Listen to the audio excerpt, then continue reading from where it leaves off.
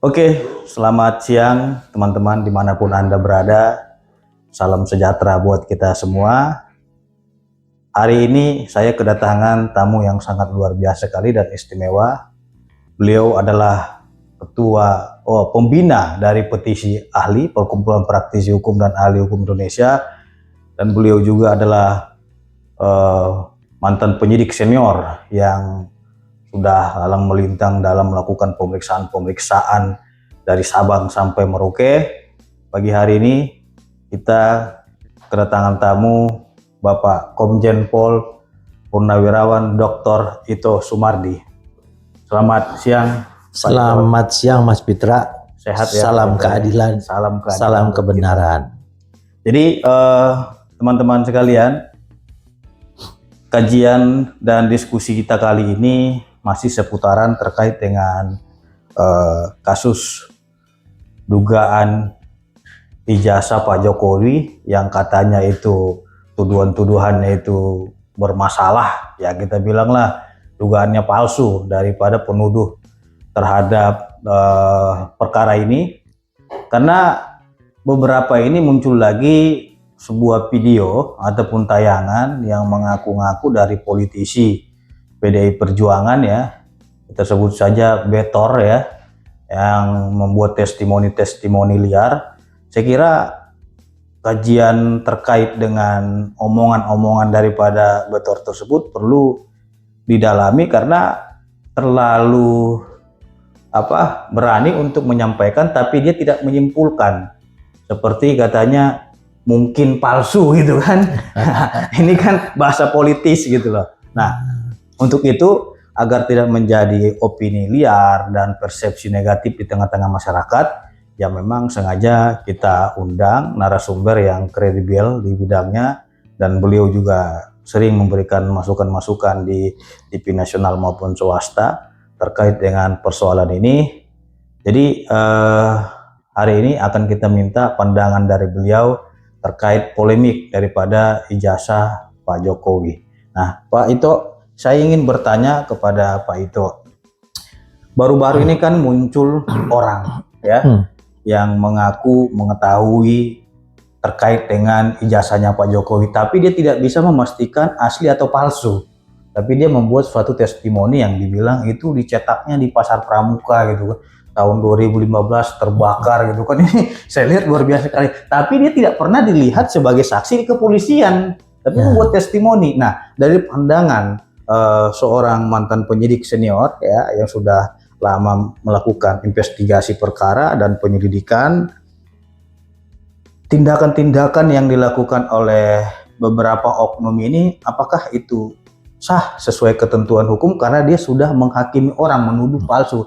Karena pemahaman saya, untuk menyatakan suatu itu asli atau palsu adalah pengadilan yang memutuskan, nanti diuji di pengadilan gitu. Nah, pandangan Pak itu seperti apa? Ya, ada 3 hal ya Pak Pitra, ya.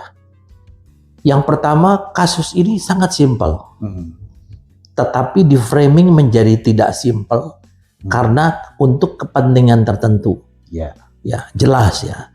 Kalau kita orang hukum yang ngomong merasa orang ahli, tapi kenyataannya kasus simpel ini menjadi tidak simpel karena sengaja di framing sehingga muncullah drama-drama yang sampai sekarang membuat masyarakat bingung.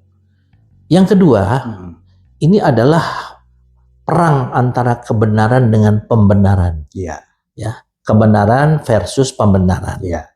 Yang ketiga, tidak menutup kemungkinan akan bertambahnya tersangka baru. Nah, kita semua dengarkan bahwa kalau tidak bisa dibuktikan orang yang mengatakan bahwa ijazah Pak Jokowi itu dibuat di Pramuka, ternyata tidak, maka otomatis kan masuk tersangka baru, ya. Berarti delik pidana baru ya perbuatan. Jelas, orang tersebut kan menyebarkan berita bohong melalui medsos, ya. Kemudian yang kedua, dia memfitnah, dia membuat perbuatan yang tidak menyenangkan, ya. Kemudian dia menghasut orang. Ini tentunya orang bicara itu ada konsekuensi hukum yang dihadapi. Masalahnya simpel Pak Pitra, ya. Kita kalau sederhananya ijazah ini sebetulnya produk dari mana sih? Kan dari Universitas UGM. UGM-nya. Tidak mungkin pemegang ijazah ini membuat ijazah sendiri kalau universitas yang terkait dengan ijazah itu mengatakan bahwa itu ijazahnya saya yang dikeluarkan oleh universitas saya atau bukan kan? Kalau universitasnya mengatakan itu ijazahnya betul saya keluarkan, tinggal kita buktikan apakah itu otentik atau identik. Nah, kalau orang bilang kan gampang, sederhana. Pak Jokowi lihatkan aja udah beres. Itu hanya orang yang berpikir sempit yang mengatakan demikian ya. Kalau saya mindset saya udah mengatakan ijazahnya Pak Pitra palsu, mau dikasih lihat saya sejak dari pertama sampai sekarang, nggak mungkin saya percaya dong.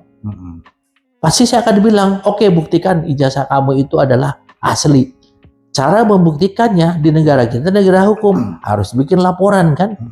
Kita laporkanlah ke polisi, menjadi satu kasus. Kalau ijazah ini ternyata benar, maka atau asli, maka terhadap orang yang dituduhkan dia tidak bisa dikenakan delik apapun. Unsur pidananya tidak masuk, ya. Kemudian fakta-fakta lainnya yang untuk bisa diteruskan ke penyidikan tidak masuk, kan sangat sederhana sebetulnya. Bukan memaksakan. Nah, kalau misalnya itu ternyata palsu, maka buat saya yang menuduh kepada pemilik ijazah itu, maka saya aman. Tidak ada tuntutan sama saya, bener kan? Ijazah kamu palsu. Tapi kalau ijazah ternyata itu benar, ada konsekuensi hukum dong untuk saya. Karena ini sudah masuk ke dalam proses penyelidikan dalam satu kasus hukum kan. Pak Ito. Lantas apa yang mendasari para pihak ini tidak percaya kepada pihak kepolisian, UGM maupun KPU yang sampai saat ini mereka masih ngotot bahwasanya ijazah tersebut palsu, padahal belum ada proses pemeriksaan yang transparan di muka pengadilan. Nah, artinya apa?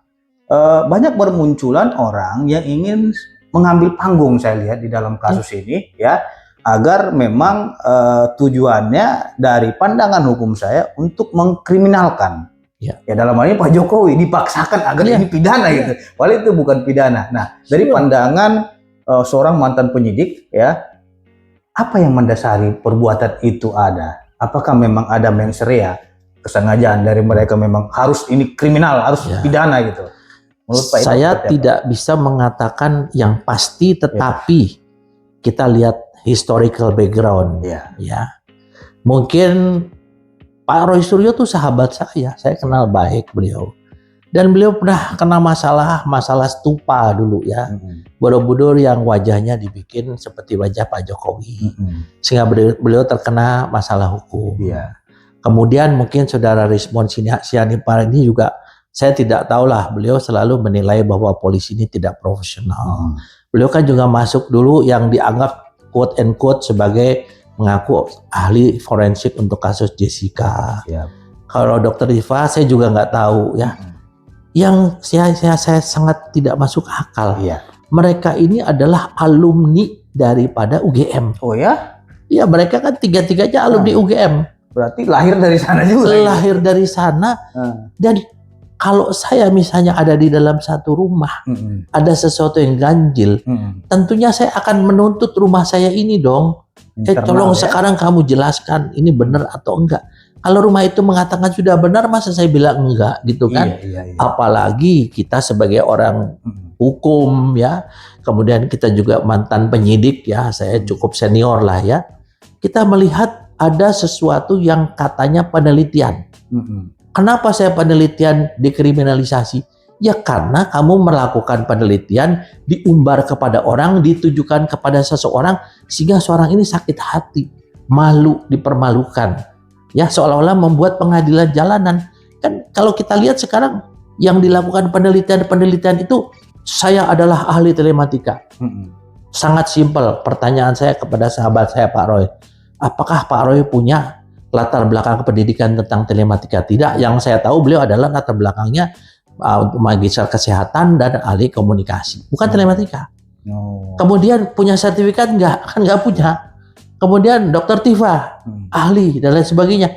Ada tidak sertifikat? Kalau saya dikatakan sebagai ahli, Pak Pitra tahu, saya juga advokat, cuman saya tidak pernah Ya. menggunakan advokat saya dari Peradin karena memang saya merasa sih tidak pernah berpraktek. Oke, Pak Jenderal, ini sangat menarik sekali karena di antara mereka itu ada memang pihak-pihak yang memang tidak berkompeten di bidangnya. Kita katakanlah dokter Tipa, dia kan Iya. seorang dokter, tapi meneliti ijazah.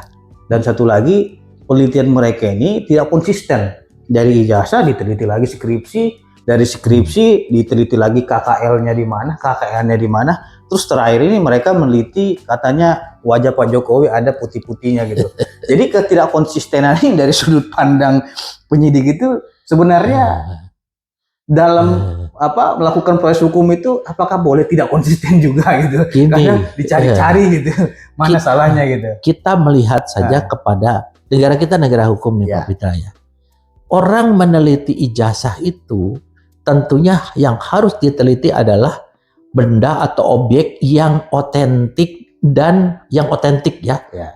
Kalau dikatakan namanya primary evidence, saya sebagai seorang penyidik yang sekolah di luar negeri loh, saya jelek-jelek ya. Saya sekolah di Amerika, sekolah di Eropa. Tidak ada itu namanya primary evidence itu yang namanya bukan otentik ya. Kemarin kan ditanyakan oleh Pak Arianto teman saya, emang Anda sudah pernah megang? Sudah kapan? Enggak. Kita melihat daripada dari medsos yang saya jadi tidak berpikir kualitas seseorang yang punya pikiran seperti itu. Jadi saya geli gitu. Karena yang otentik itu, contohnya polisi kan nggak bisa juga menentukan orang lu bersalah gitu. Oh sangat tidak. Pengadilan kan mengatakan makanya gini Pak, kita harus asas kita harus melihat daripada namanya criminal justice system, sistem peradilan pidana. Polisi tugasnya hanya menyidik. Menyidik itu apa? Membuat terang satu perkara, mengumpulkan minimal 2 alat bukti yang sah, baru menaikkan ke penyidikan. Setelah itu diserahkan kepada penuntut umum.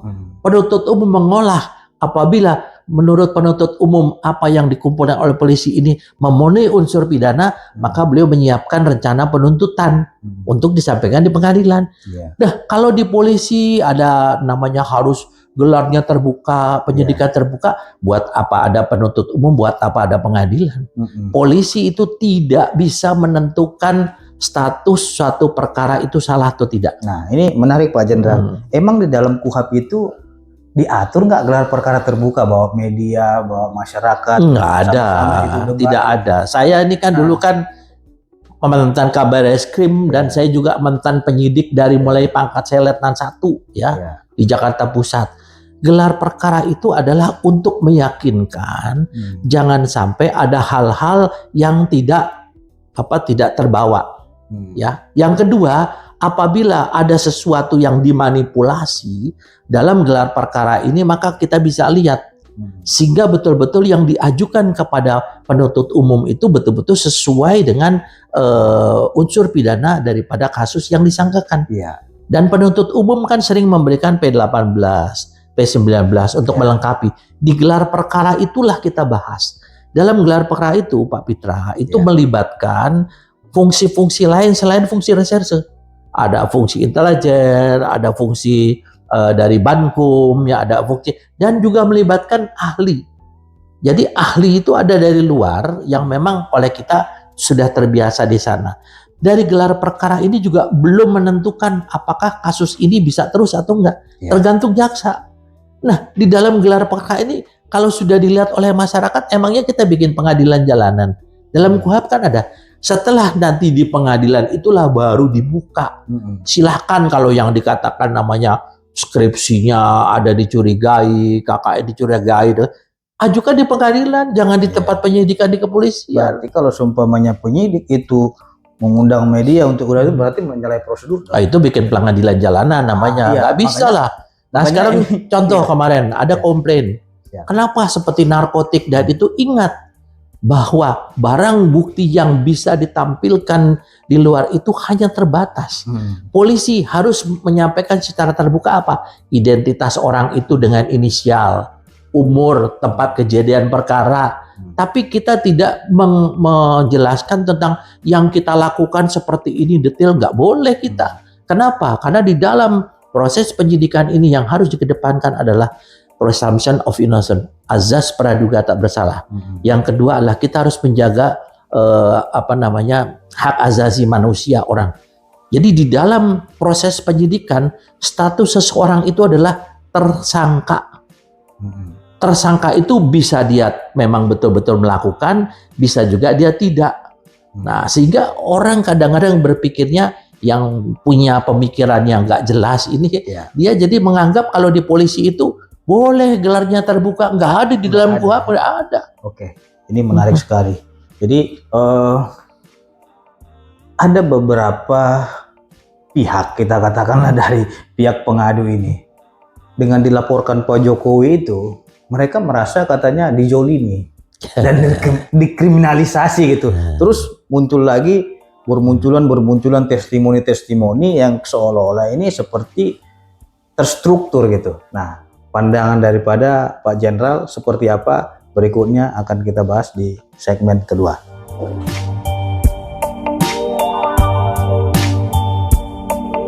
Oke, Jenderal, ini sangat menarik sekali untuk dikaji dan didiskusikan ya, terkait fenomena munculnya seperti jamur ya yang menyerang Pak Jokowi, dan lebih aneh lagi ya, ketika mereka sudah melaporkan Pak Jokowi melaporkan, mereka bilang jolim, dan mereka menuduh itu adalah kriminalisasi bagi kami, bagi peneliti, padahal dia bukan seorang ilmuwan ataupun peneliti gitu, profesinya sama aja gitu kan. Nah, menurut Jenderal nih, kriminalisasi itu bentuknya seperti apa sih gitu loh, dari pandangan mantan penyidik senior gitu.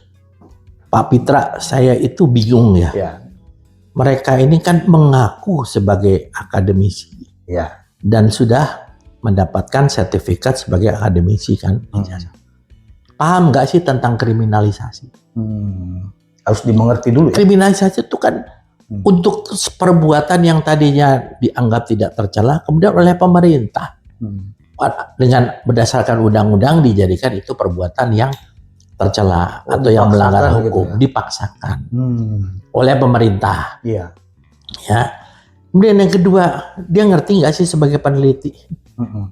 Emang peneliti boleh kita mengumbar melalui media tentang objek yang diteliti kita yang belum tentu hasil penelitian kita itu benar. Yang membuat kriminalisasi terhadap orang itu adalah dia sendiri. Perbuatan yang iyalah. Sekarang saya tanya sama Pak Pitra. Saya teliti sekarang misalnya ijazahnya Rismond. Saya bilang ijazahnya Rismond palsu. Saya ngomong di mana-mana hasil penelitian saya. Waduh. Rismond merasa itu tidak sakit hati nggak dia?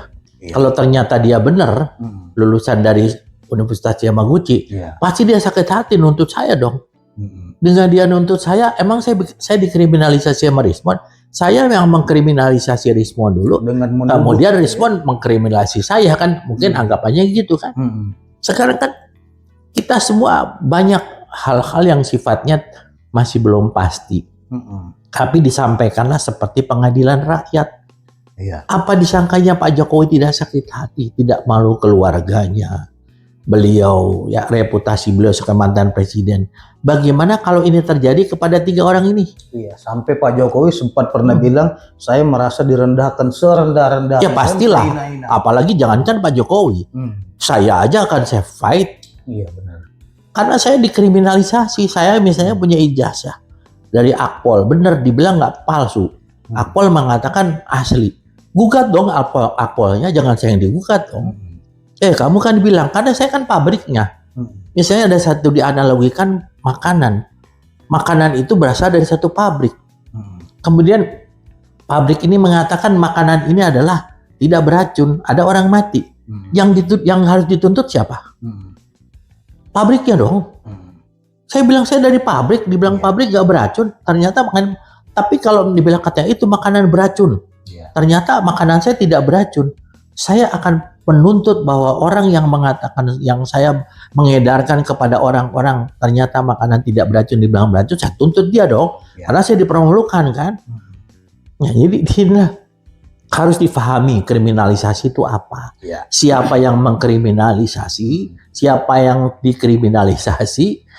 Kalau memang betul penelitian, norma-norma dalam penelitian itu apa yang harus dipatuhi. Ya, mereka berdalih karena adanya laporan polisi. Jadi laporan polisi itulah bentuk kriminalisasi katanya. Apakah itu memang relevan disebut kriminalisasi LP gitu? Ada sebab, ada akibat Pak. Sebabnya dia melaporkan ijazahnya Pak Jokowi di Barreskrim. Kalau ini terbukti dia ijazahnya adalah Pak Jokowi palsu, maka Pak Jokowi yang tidak nyaman melaporkan di Polda terhadap mereka, gugur terhadap mereka tuntutan dong.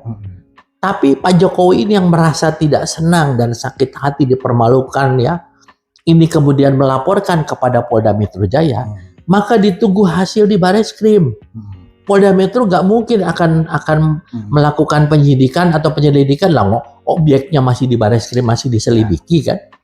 Nah, sekarang kalau dia misalnya di Polda Metro menjadi mereka yang tersangka, yang mengkriminalisasi siapa? Ya mereka dong. Kenapa mereka melaporkan? Kalau meneliti tidak perlu dong diumbar di depan, menjelek-jelekan. Saya yakin 1 juta, 1 miliar % segala macam bahwa ijazahnya palsu. Segala macam. Kan dia mengatakan palsu. Iya benar. Kecuali kalau kita menduga. Iya, ini nggak ada kata dugaan. Tidak 100% palsu. Iya benar. Ini buktinya, ini kan udah kayak penyidik aja kan. Nggak berwenang mengatakan itu. Kalau dia harus diperiksa dulu, semua dipanggil dulu para pihak. Kasus ini menurut saya adalah kasus yang lucu. Ya, ini kayak drama Korea dibuat ya sesuatu. Makanya kita ditertawakan oleh dunia luar. Gitu. Loh, saya ini kan mantan duta besar. Teman-teman saya di forum duta besar Republik Indonesia bertanya juga semua. Karena yang jadi objeknya siapa? Mantan presiden loh. Presiden itu adalah merupakan representasi dari satu negara. Ya. Jadi orang akan melihat betapa di Indonesia ini kacau. Hukum harus ditegakkan, harus cari kebenaran. Sekarang adalah tadi saya katakan antara kebenaran dan pembenaran saat ini diadukan. Mana yang menang nih? Polisi tidak profesional. Emangnya yang ngomong pernah jadi polisi, pernah jadi penyidik? Orang-orang yang dilapor itu adalah polisi yang berasal dari sarjana. Ya, mereka itu disumpah. Ya, dan hasilnya itu nanti akan diuji di pengadilan. Kalau ternyata hasil yang di Barreskrim itu dari lapor itu ada hasilnya tidak sesuai dengan faktanya, ternyata mereka ini yang menuduh ini dibebaskan oleh hakim, maka ada konsekuensi bagi petugas penyidik maupun lapor. Akan diadakan di sana sidang kode etik. Ya. Kenapa kok kamu bisa melakukan ini salah? Di kejaksaan pasti ada juga dong kalau sampai ke sana. Ya. Logikanya gitu, kita tunggu aja sekarang. Kenapa mesti ribut-ribut lah rame-rame? Sekarang ke kanan ke kiri tambah besar kasus ini. Malu kita mempermalukan diri kita sendiri. Mereka tuh orang-orang yang terpelajar. Tapi mereka membuat negara kita nih jadi heboh. Malu dengan istilahnya tertawa-tawa, dengan satu keyakinan, dengan omongan yang keras tanpa ada etika. Yang lucu lagi nih Mas. Iya. Mas Rosuryo itu mengatakan, dibuka dadanya. Yang saya cari adalah etika yang hilang. Saya cuma tanyalah kepada diri kita, apakah etika saya itu hilang gak gitu? Iya. Kan dia kan mencari etika yang hilang. Iya. Siapa? Kalau saya melihat yang selama ini di medsos itu, di media itu, malu saya. Hilang etika tuh, ngotot, ngeyel, memaksakan kehendak, teriak-teriak. Sampai bawa wayang lagi sebagai wayang seni budaya. Di mana etikanya? Gitu, iya. Etika di mana? Sebenarnya itu mempermalukan buat diri sendiri ya. Iya. Kalau saya mengatakan demikian ya, mungkin tidak sependapat silakan aja. Iya. Kasihan masyarakat bingung, lucu. Kita sangat menyesalkan juga ketika kebudayaan seperti tradisi Jawa itu kan, Jawa itu untuk menghibur masyarakat, justru wayang itu untuk menghina orang. Nah, itu kan kembali kepada etika. Budaya itu juga ada etikanya. Tidak sembarangan kita membawa sesuatu yang namanya lambang budaya itu untuk kemudian diparodikan ya kepada sesuatu yang ibaratnya saat ini masih menjadi sorotan masyarakat. Saya melihat saat ini masyarakat terpecah. Ya. Tetapi kalau bagi saya nggak peduli. Iya. Karena bagi saya harus bicara profesional, saya harus bisa kebenaran. Kalau saya meyakinkan bahwa ijazahnya Pak Jokowi itu menurut pengalaman saya dan pengetahuan saya itu ada indikasi palsu, saya nggak mau ngomong. Iya. Ngapain saya bela beliau, kan saya juga sama Pak Jokowi juga, meskipun dulu pernah kenal waktu saya duta besar, tapi kan kalau memang seseorang salah, buat apa saya bela? Tapi dalam hal ini kan UGM sudah berbicara nih Pak Jenderal. Nah itulah KPU makanya, juga udah bilang. makanya Mas. Jadi mana lagi palsunya gitu? Kita melihat sekarang itu secara logika, secara logika, kemudian secara normatif, ijazah ini adalah produk daripada lembaga yaitu UGM. Yang bisa menentukan ijazah itu asli atau tidak secara administrasi itu adalah yang ngeluarin dong, bukan polisi. Polisi tidak pernah mengatakan seperti uang palsu ya, yang itu BI. Ya BI-nya kan. Nah kemudian nanti secara hukum adalah di pengadilan. Kenapa mesti takut? Sekarang kan saya yakin mereka itu merasa dengan dikatakan bahwa ijazah ini sudah identik dan otentik ya. Bahkan otentik saja dipermasalahkan. Saya bingung. Orang yang mempermasalahkan otentik ngerti bahasa Indonesia nggak sih? Otentik itu asli. Ya, nggak mungkin fotokopi. Fotokopi itu yang dibuat penelitian. Jadi itu tidak otentik justru. Mereka ini kan menginginkan agar Polri menyatakan ini palsu, ini asli gitu. Ya, emang polisi pengadilan. Nah itu orang hukum mengaku hukum tapi nggak paham hukum. Di polisi itu adalah penyidikan. Untuk pemeriksaan tidak bisa polisi memberikan namanya kepastian hukum, nggak ada. Ya. Harus ada keputusan hukum. Kalau memang penyidik memutuskan itu asli palsu, berarti melangkahi jaksa, hakim gitu dong. Buat apa ada jaksa, buat ada hakim? Nggak mungkin lah. Itu kesalahan besar. Makanya di dalam proses penyidikan di kepolisian itu hanya dikenal dua. Otentik, asli, identik dibandingkan dengan ijazah lain yang keluarnya sama, tahun keluarnya sama, temannya dia dan sebagainya. Makanya ada lebih dari 37 kalau nggak salah ya, yang sudah diminta sebagai keterangan sebagai saksi. Kita ingat nih Pak Pitra, di dalam KUHP itu ada pasal 184 ayat 1. Ada 5 alat bukti. Pertama adalah keterangan berupa saksi. Ini udah dapat dari UGM, dari temennya, dari segala macam lah ya. Yang kedua adalah keterangan ahli, yaitu puslapor dong ya. Yang ketiga adalah barang buktinya, dokumennya, ijazahnya. Yang keempat apa petunjuk? Petunjuk yang Pak Pitra bilang, ini kan yang mau diinikan adalah menyebarkan berita bohong melalui media. Petunjuknya yang bisa menjadi salah satu alat bukti apa? Itu yang cuplikan-cuplikan di video itu kan banyak, semakin banyak mereka ngomong, semakin banyak barang alat bukti yang bisa, termasuk yang mungkin kalau orang ada yang membuat semacam pooling. Ya, dari polling dia juga bisa kena. Kan kemarin sempat bicara. Dia bikin polling. Pasti kan. Berarti kan follower dia sendiri. Termasuk yang mengomongkan bahwa ini ijazah dibuat di Pramuka. Kalau itu tidak bisa dibuktikan bahwa benar-benar ijazah tidak di Pramuka, maka dia kena. Iya, karena UGM kan dulu kita yang cetak. Itu hasil kita gitu. Apabila memang itu dicetak di Pramuka, maka persoalan selesai. Mereka aman semua. Karena otomatis tidak asli dong. Nah, yang ketiga adalah yang lucu lagi, yang kita tinggal nunggu adalah keterangan daripada terdakwa atau tersangka. Tersangkanya kalau nggak hadir terus, nanti begitu dikasih panggilan 1, panggilan kedua, surat perintah buat tersangka, dikriminalisasi. Nah, istilahnya orang, kamu yang menyulut api, kamu yang terbakar. Ini sekarang dia lagi menyulut api ini. Ya, kalau ternyata yang disulut itu adalah bukan bensin atau air, maka aman dia.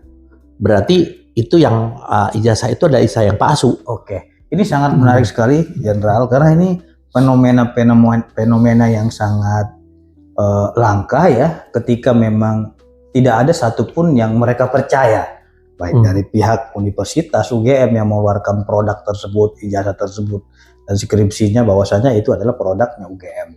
Terus dari KPU juga sudah dilakukan verifikasi sama KPU pada waktu Pak Jokowi mencalon sebagai wali kota, udah 2 kali juga.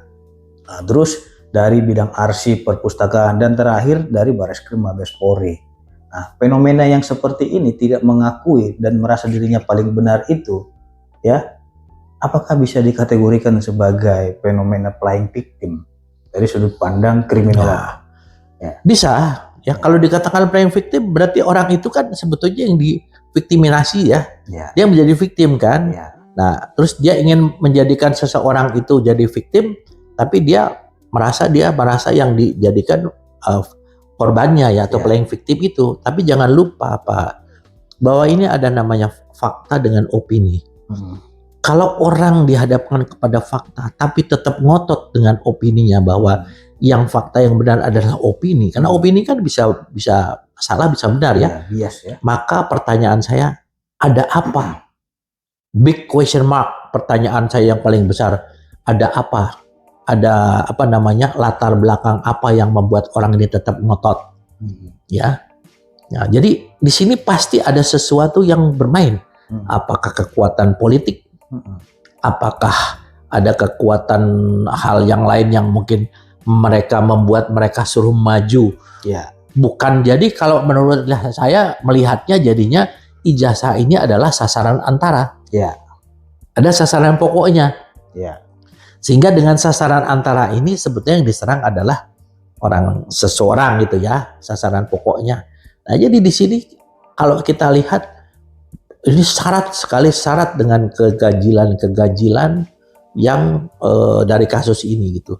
Kalau kasus ini tidak segera langsung dimasukkan ke persidangan, maka ini akan menjadi drama Korea yang semakin panjang, membuat negara kita semakin terpuruk di mata dunia internasional, membuat masyarakat di bawah diadu. Jangan lupa loh, Mas Pitra ya, saya berbicara dari aspek strategis ya.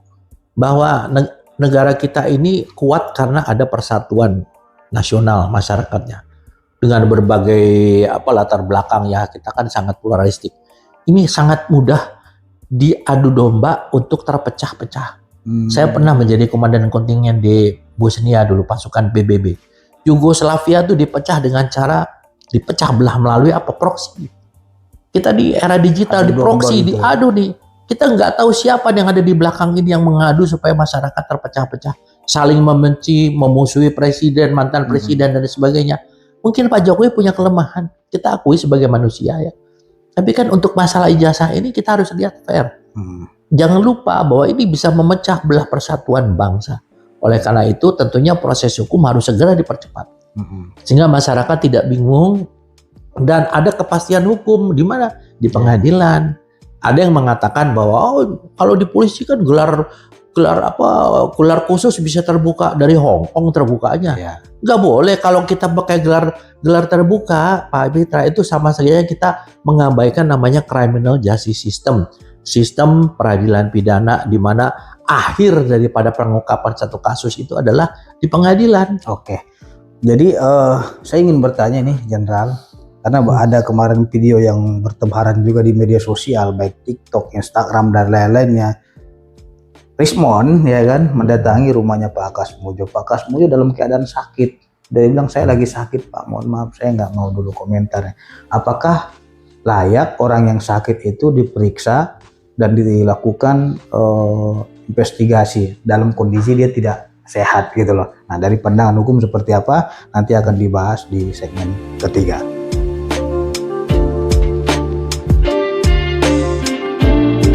Oke, teman-teman. Diskusi di segmen ketiga ini sangat menarik sekali ya. Karena kita juga ingin mengkaji ya. Kita sebenarnya bukan meneliti tapi mengkaji dan diskusi terkait dengan fenomena-fenomena yang bermunculan.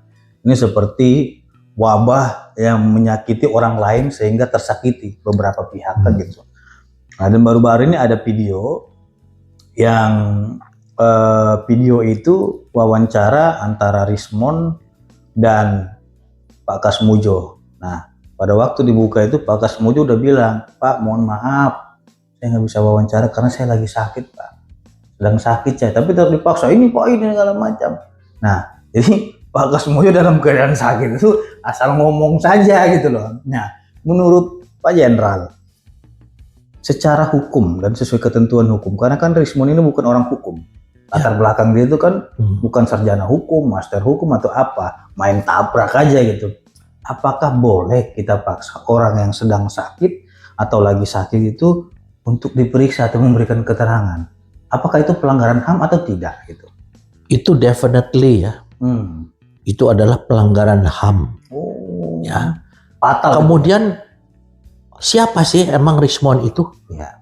Bisa namanya nyelidikin kemana-mana. Emang dia penyidik? Memang apa yang diperoleh sama dia itu bisa menjadi alat bukti.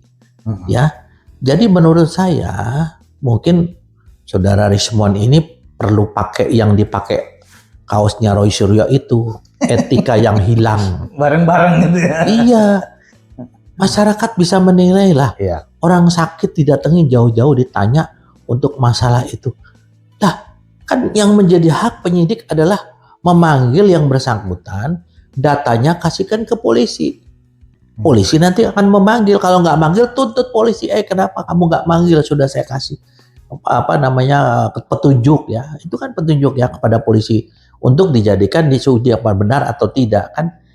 Jadi saya juga nggak ngerti kaitannya dengan apa gitu ya. Karena apa? Kalaupun memang yang dilakukan Pak Kasmujo itu adalah bukan sebagai ini ya, itu secara kita ingin melihat bahwa Pak Jokowi menyampaikan dulu kan juga itu dalam forum yang istilahnya bukan merupakan forum akademis ya. Jadi kalau itu mau dijadikan bahan, pakai di pengadilan. Ya. Harus fair dong ya. Kita harus fair. Jadi jangan orang sakit diperiksa. Di dalam KUHAP saja, ya Pak Pitra, seseorang yang dalam keadaan sakit atau gangguan kesehatan tidak boleh diperiksa di proses penyidikan, bahkan di proses peradilan. Pertama kali seorang pendidik menanyakan apakah saudara dalam keadaan sehat jasmani maupun rohani. Kalau dibilang tidak, nggak boleh diteruskan. Apalagi ini meriksa orang sakit di sana. Di mana etika seseorang menghormati orang sakit?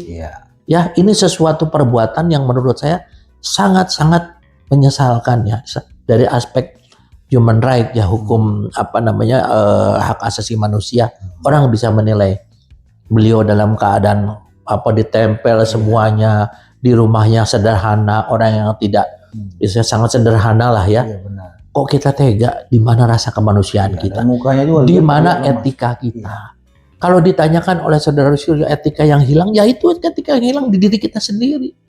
Saya saja sebagai penyidik tidak mungkin kalau namanya orang yang sedang sakit diperiksa tuh kita paksakan itu betul-betul melanggar hak asasi manusia 100%. Apalagi nyelonong boy langsung ke rumah dia gitu kan. Iya, dan sebagai apa dia gitu loh. Sebagai peneliti, ada nggak proposal penelitiannya?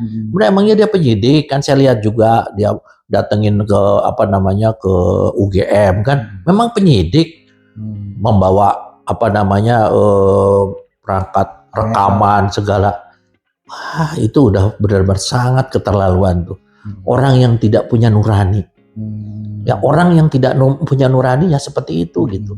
Yang mau dicari apa? Popularitas, panggung, dengan mengorbankan nurani orang lain. Orang menghina orang sampai sakit ya. Saya mungkin melihat ya Pak Jokowi sekarang sakit. Sakit itu kan saya pun juga kalau difitnah itu kan kepikir terus kan. Iya. Ya mungkin saya kalau secara psikologi pasti saya akan kena ya. Tapi bukan berarti saya salah gitu. Kalau saya dipermalukan di depan umum, kita lihat saja nanti di pengadilan. Jadi jangan nanti seperti nanti kita lihat di pengadilan, gentle tidak mereka. Ya, jangan dikatakan bahwa dikriminalisasi. Yang mengkriminalisasi itu siapa? Ya kamu kan. Orang misalnya saya punya ijazah asli, dibilang saya palsu, diumbar melalui media. Apa saya tidak dikriminalisasi? Ijazah saya asli, dibilang palsu. Nah saya nggak terima sekarang. Sekarang saya tuntut balik dia. Kok dibilang dia dikriminalisasi? Kan tadi ada api, ada asap, ada api kan. Kalau tanpa ada api tidak mungkin ada asap. Ini sangat menarik sekali Jenderal, karena kasus ini juga pernah diuji. Dahulunya juga ada yang menuduh ijazah Pak Jokowi. Iya, Bambang Tri kan sama Gus Nur. Nah itu vonisnya itu di pengadilan tingkat pertama itu 6 tahun, mereka banding 4 tahun dan kasasi 4 tahun, tetap nyatakan bersalah. Nah, apakah dengan putusan itu bisa dijadikan jurisprudensi bagi pasti yang akan datang terkait dengan kasus ini? Karena mereka mengakui, oh ini kan enggak itu katanya. Dia juga tidak mengakui ada putusan itu. Sebetulnya kan kalau dari aspek hukum ya Pak Pitra, kita sama-sama hukum. Itu sebenarnya sama-sama dengan nebis in idem. Perkara yang sama. Perkara yang sama kan. Nah itu nebis in idem gitu loh. Tapi ya sekarang karena ini merupakan sudah menjadikan isu publik, masyarakat menjadi sebagian tersesat ya. Tersesat dengan opini-opini yang diberikan kepada mereka yang mengaku sebagai ahli ya. Ahli, saya juga bertanya, orang sebagai ahli itu kan harus ada sertifikatnya. Harus ada pengetahuan backgroundnya tuh harus ada. Tunjukkanlah sama kita, ini gua ahli telematika, ini ijazah saya dari LTDM. Saya ahli forensik, ini ijazah saya ini asli ini. Tapi kita cek dulu asli apa enggak. Ntar kita gugat juga kena asli apa enggak kan. Karena kan kita tahulah sudah ada beberapa yang menyatakan keraguan terhadap ijazah. Ya kita buktikan, ini mungkin drama pertama nih Pak. Drama keduanya mungkin ada kick balik ya. Ada kick balik yang dimana ijazahnya akan dilaporkan palsu kan. Karena begini Jenderal, sudah ada juga gugatan-gugatan perdata baik di Jakarta, di Jawa dan lain-lain, semuanya ditolak. Gugatan perdata artinya udah ditolak, gugat lagi sampai kapan menggugatnya? Karena Jenderal bilang kan kalau sudah ada gugatan, sudah dinyatakan itu pada putusan, berarti kan nebis in idem. Kenapa udah nebis in idem digugat lagi hal yang sama? Jadi Mas apa Pitra, yang mendasari itu gitu? Inilah yang nanti akan muncul setelah pengadilan. Motifnya apa? Mereka menggugat ini motifnya apa? Baru nanti kelihatan. Motifnya iseng-iseng, mencari popularitas, mencari kebenaran, mencari pembenaran ya, motif politik dan lain sebagainya. Kita nggak tahu kan, motif mungkin politik uang dan lain sebagainya. Saya nggak bisa mengatakan. Salah saya kalau mengatakan sesuatu yang tidak pasti. Saya adalah seorang penyidik dulu. Saya adalah pensiunan polisi. Saya selalu mengatakan apa yang saya lihat, apa yang saya dengar, apa yang saya ketahui. 3 hal ini. Jadi kalau saya nggak tahu, janganlah ngomong saya tahu. Apalagi saya istilahnya mengatakan sekian ribu persen, sekian juta persen saya yakin. Nah, memangnya kita hakim. Kita nanti akhirnya menjadi bumerang bagi kita sendiri. Jadi kalau menurut saya, ya, sudahilah polemik ini. Kita tunggu di pengadilan.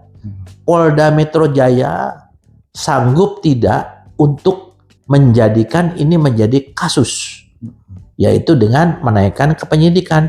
Kalau tidak, jangan dipaksakan. Ada sanksi hukum. Tapi Polda ini kan dikawal oleh polisi, dikawal oleh penuntut umum. Kalau penuntut umum mengatakan ini tidak memenuhi unsur, kan nggak mungkin kita maksakan. Dan kita tidak mungkin melakukan gelar terbuka. Di mana diatur gelar terbuka? Kalau ada gelar terbuka, ya pengadilan tutup aja kan. Penuntut umum, jaksa nggak usah lah namanya dikasih, serahkan aja polisi. Jadi pengadilan jalanan. Ini orang yang tidak paham terhadap masalah prosedur hukum, tidak paham, tidak paham masalah hukum, tapi memaksakan seolah-olah tahu hukum, seolah-olah jadi penyidik, mengatakan polisi tidak profesional, datang ke tempat Pak Kasmujo dalam keadaan sakit memaksa untuk masuk rumah, masuk ke apa namanya UGM. Kalau saya usir. Saya usir, apalagi kalau saya. Tapi kan orang itu tidak berdaya, tidak tahu apa-apa dia. Kasihan dia dieksploitasi. Di mana nuraninya orang yang nanya itu? Padahal dia dieksploitasi juga gitu. Nah iya kan. Kasmujo itu kan juga alumni UGM.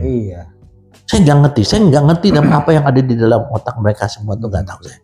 Oke, Jenderal.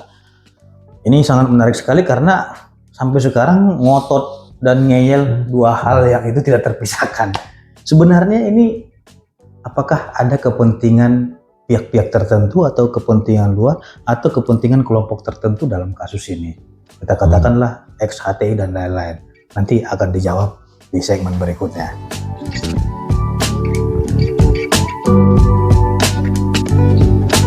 Jenderal, jadi di dalam kasus ini kan 2 hal yang saling menguatkan, itu diantara mereka itu ngeyel dan ngotot.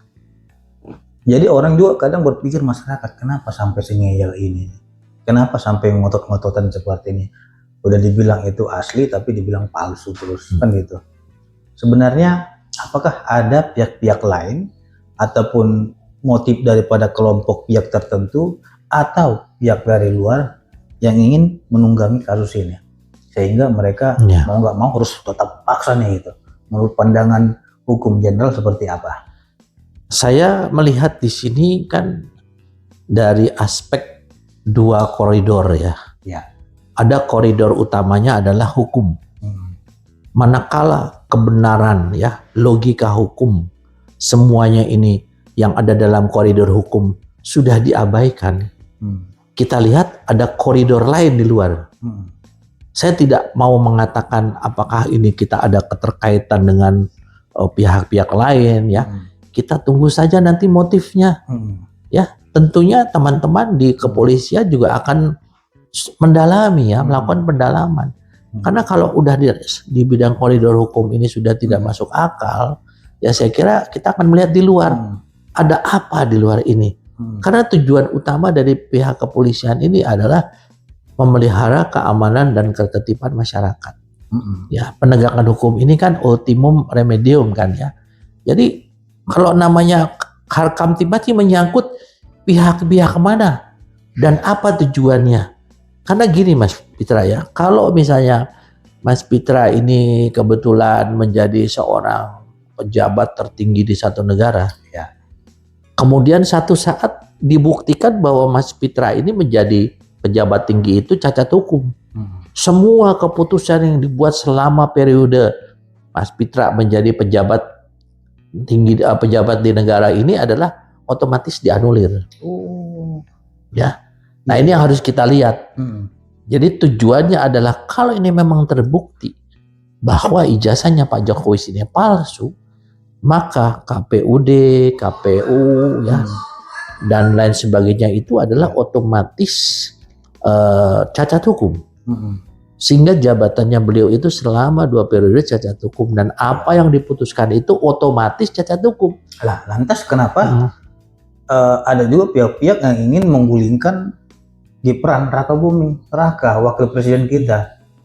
Analisa saya. Iya. Analisa saya. Dalam konteks ijazah palsu juga. Ya, gitu. analisa saya begini. Mas Gibran ini kan keluarga Pak Jokowi. Ya. Kemudian ada hal-hal yang di sini yang saya katakan tadi di luar daripada koridor ya. Koridor ijazah palsu ini. Ada di luarnya yang mengatakan bahwa mungkin Mas Gibran ini dianggap quote and quote adalah ada cacat hukum sehingga beliau terpilih.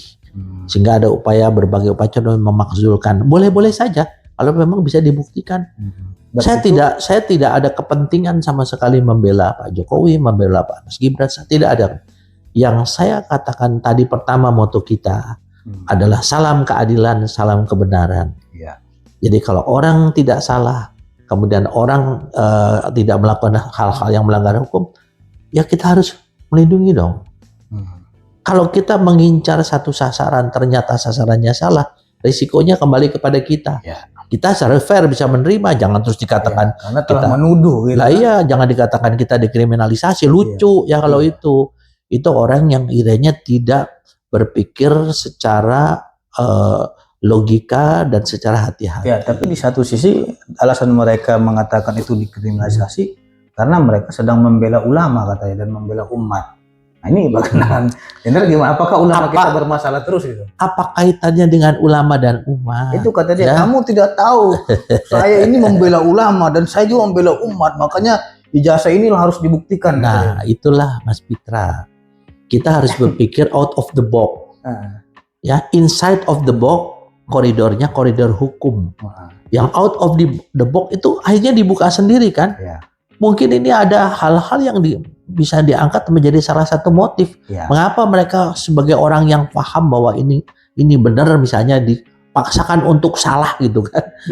Jadi saya kasihan. Terus anehnya ulama gitu. Gimana? Memang ulama siapa? Umat siapa? Apakah di Indonesia ini ulama dan umat itu dizolimin oleh pemerintah? Kan? Kita tanya saja kepada ulama dan umat. Ulama yang mana? Umat yang mana? MUI saja tidak ada komentar. Nah, makanya kan di sini kembali tadi Mas Putra, kita lihat 2 koridor hukumnya, kemudian koridor di luar koridor hukum itu. Nah, kita tentunya juga kalau polisi bermain di dalam koridor hukum, ya. Kalau ada hal-hal lain yang di luar itu, ya tadi saya sampaikan.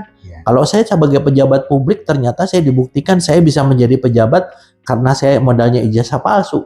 Semua keputusan saya itu otomatis dianulir.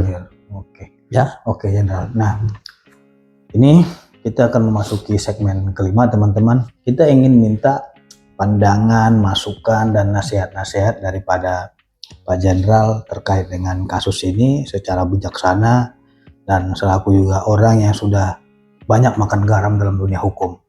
Nantikan di segmen berikutnya.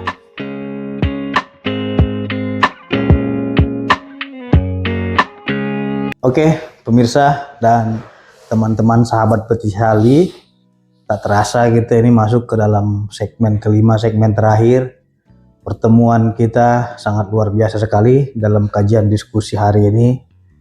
Begitu banyak ilmu yang kita dapatkan, begitu banyak materi-materi yang kita peroleh untuk menambah wawasan dan pikiran kita, karena banyak juga teman-teman kita yang kurang paham hukum sehingga tercerahkan dengan podcast perkumpulan praktisi hukum dan ahli hukum ini.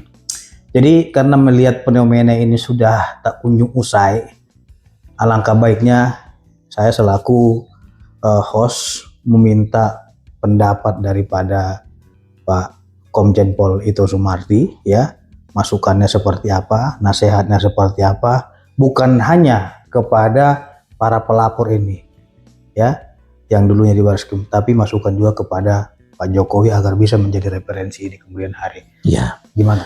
Baik Mas Pitra, pemirsa yang saya cintai, Ya. kita semua negara kita sekarang sedang menghadapi tantangan yang sangat berat, ya. Baik dari nasional, regional, apalagi internasional, Ya. dengan perang yang terjadi di beberapa negara. Ya. Kemudian sementara kita disibukkan dengan kegaduhan yang tiada berujung. Ya.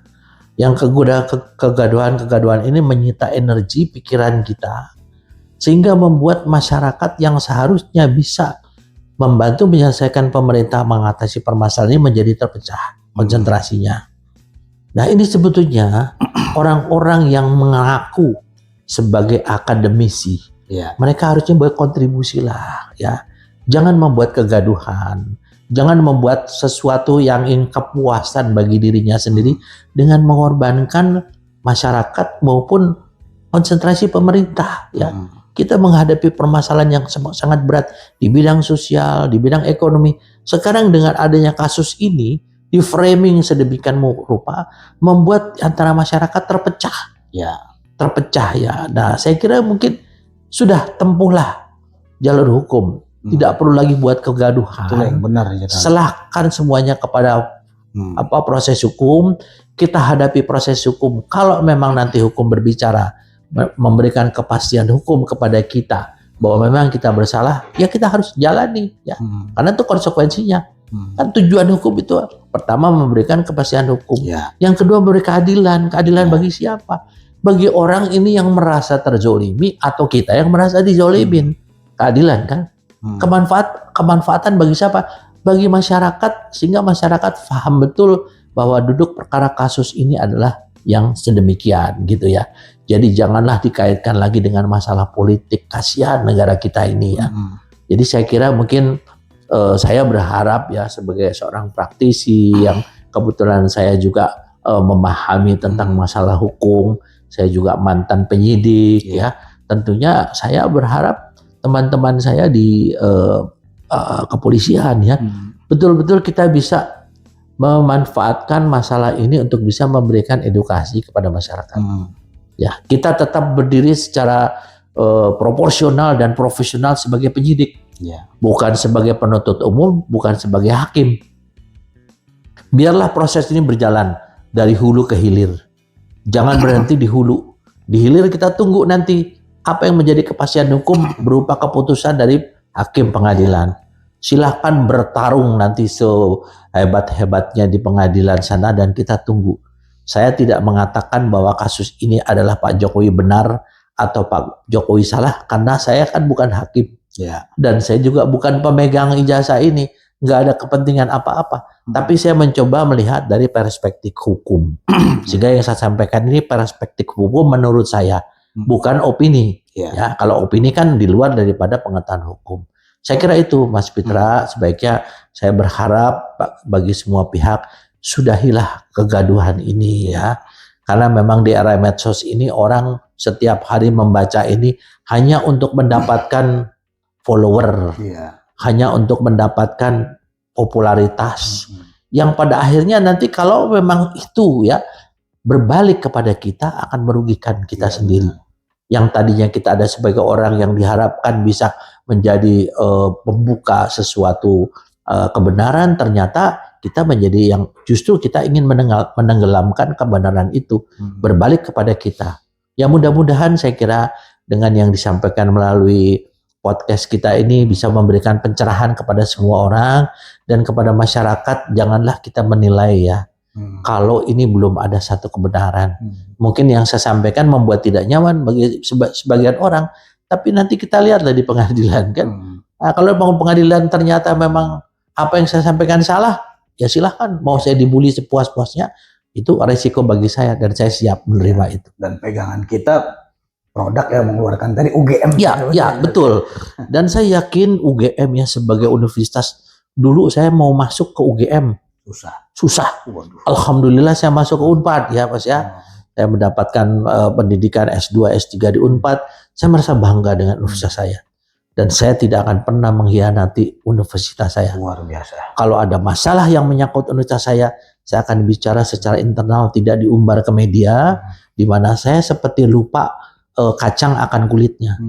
Kita lupa bahwa kita pernah tinggal di rumah itu gitu ya. Nah ini yang saya sangat sesalkan ya. Demikian Mas Pitra. Terima kasih Pak Jenderal. Sahabat sekalian, pertemuan kita sampai di sini dan pembahasan yang sudah kita bahas beberapa segmen sebelumnya sangat menarik sekali, dan kasus ijazah Pak Jokowi ini sampai sekarang belum ada ujungnya. Kita berharap dengan pencerahan-pencerahan daripada Pak Ito Sumardi bisa menjadi rujukan maupun referensi bagi para pihak untuk merenung dan memikirkan siapa sih sebenarnya yang benar, yang layak untuk didengarkan, apakah pihak dari A, B, C, dan D. Itu semua kembali kepada hati nurani kita dan kita berpikir secara jernih. Untuk itu, saksikan episode berikutnya hanya di Head to Head bersama pengacara Mawar. Sampai ketemu kembali.